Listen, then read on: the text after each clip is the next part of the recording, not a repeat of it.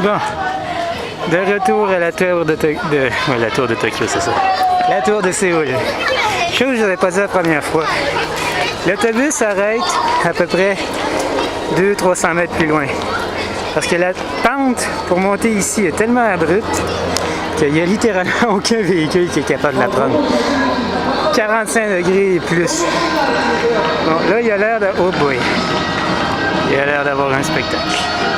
Mais comme j'ai dit, c'est la dernière chance que j'ai pour la faire. Peut-être qu'on va assister au spectacle. Allez, oui, on va faire la tour. Donc, à tantôt. Il y a des choses intéressantes dans ce pays. D'un côté, t'as une crèmerie qui est un petit peu un Benihana. Ce qu'ils font, c'est qu'ils mettent la crème glacée sur une plaque froide, j'assume, avec laquelle ils mélangent tes biscuits, tes noix, tes fruits. C'est super bon. J'ai jamais vu ça. De l'autre côté, t'as une démonstration d'arts martiaux coréens avec des vraies armes qui coupent. Ils en ont même mis une dans les mains du public. Intéressant. Il y avait une troisième affaire que je voulais dire, puis je l'ai complètement oublié. Bon, pas grave. Fait que je suis à la base de la tour et je m'en vais l'explorer. Tantôt. Encore dans la tour de Séoul, ça c'est juste une scène. Ils ont un musée du teddy bear parce qu'apparemment que l'ours, le vrai ours, est une figure tellement prominente dans leur culture et dans leur histoire qu'ils ont fait un musée pour... En fait, c'est un petit peu un musée de l'histoire de Séoul, version simplifiée pour les enfants, évidemment, mais avec des ours en peluche. Ça, c'est juste une des scènes. Il y en a plein comme ça que je viens de passer. Il y a du monde qui ont de l'imagination des fois. Bon, fait que je suis au top de la tour, puis d'après la fenêtre, le Vancouver est dans cette direction-là.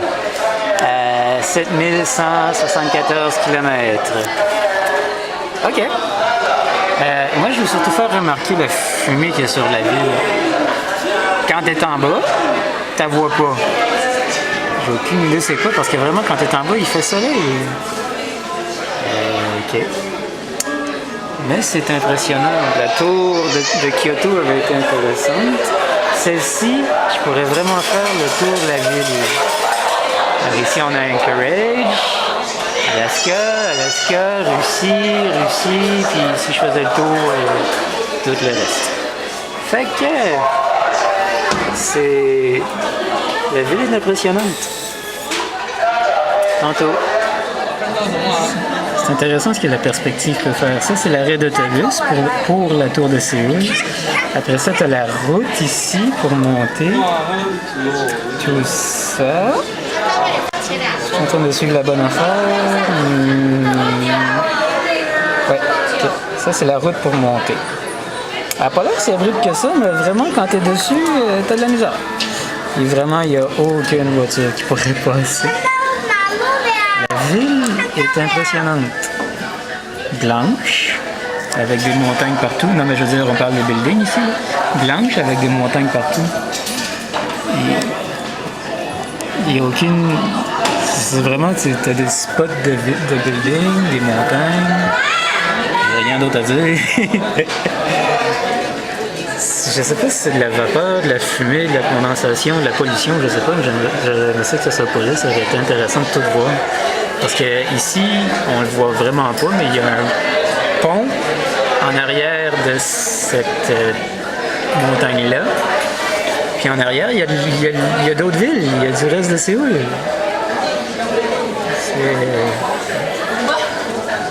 Les Anglais appelleraient ça un real pea super. Pas du point de vue du sol. Bizarre. Tantôt, je vous l'ai dit qu'il y avait l'imagination. Voici le wishing well le plus haut du monde. T'achètes des petites pièces de cœur, t'essayes de les lancer dans le trou là.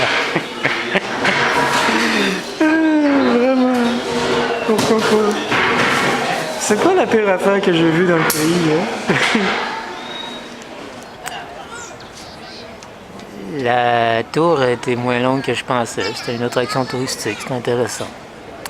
Ce que vous voyez ici, c'est la terrasse de la tour. On est en bas, évidemment, mais la terrasse de la tour. La hedge, là, que vous voyez au-dessus du mur, c'est des millions, à cette heure-ci, ça doit être des millions de messages d'amour d'adolescents qui se sont laissés un message ici à travers les années. Des adolescents en date, j'en vois depuis le début de la semaine, des adolescents, des adultes.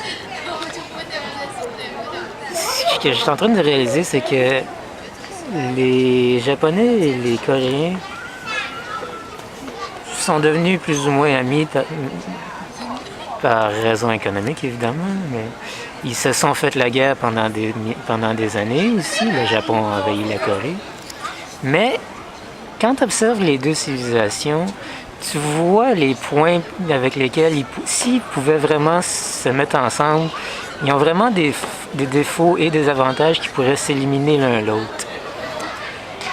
Les Coréens pourraient avoir besoin un petit peu de la discipline des Japonais, on va dire, et du respect, plus du respect. Et les Japonais pourraient beaucoup utiliser le relâchement, on va dire, des Coréens. Des petites choses comme ça, vraiment, que si on pouvait mettre les deux ensemble et faire une troisième personne, ça serait extraordinaire. Évidemment, si on pouvait mettre toute la planète ensemble en gardant les différences, ça serait encore mieux. Mais on peut le prendre petit à petit. Et évidemment, il faudrait qu'on essaye d'éliminer un petit peu, beaucoup, la xénophobie, mais ça, personne n'est parfait. Fait que c'est ma dernière journée ici, puis j'ai du temps à tuer. Vraiment, j'ai aucune idée de ce que je vais faire des prochaines heures. Fait que je vais voir. À tantôt à Naha. Je pense qu'on va finir la Corée là-dessus. C'est une muraille qui est à l'entrée du quartier Itaewon, qui est en gros un quartier où... Pour être honnête, franchement, je vais appeler ça un quartier où les Coréens espèrent que les étrangers vont s'établir le temps qu'ils sont là en tant que touristes. Ouais. C'est une bonne idée et une idée qui tape sur le nerf en même temps. Fait que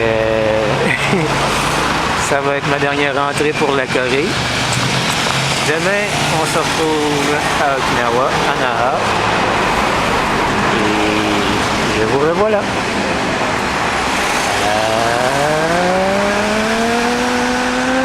À demain. Au revoir.